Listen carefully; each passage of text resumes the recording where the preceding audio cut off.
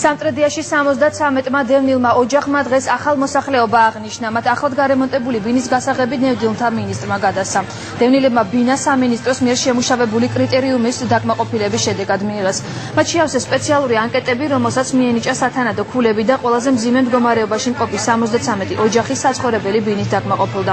სულ სამინისტროში შესული იყო 156 განაცხადი, თუმცა აქედან ყველაზე მაღალი ქულა არსებული პირობებიდან გამომდინარე 73-მა ოჯახმა მიიღო.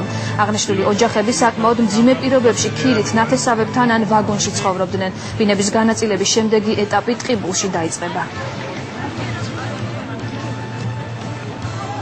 უახლოეს ხანში, უახლოეს წლებში ჩვენ პრაქტიკულად უნდა გადავწყვიტოთ დევნილთა საცხოვრებელი პირობები და ამასთანავე მე მათ უთხარი ეხლა და კიდევ მინდა გავიმეორო, რომ ყველაზე მთავარი რაც მათ დაინტერესებთ და სურთ ეს არის და რაც ყველას მინდა დაბრუნება მშობლიურ მიწაზე, მშობლიურ კუთხეში და უახლოეს მომავალში ესეც იქნება და 12 წელიწადი ვიყავი ნაქერავებში. და დამაკმაყოფილებ დილადისთვის მადლობას ვუხდი ყველას. ის დამეხმარა ამ საქმეში.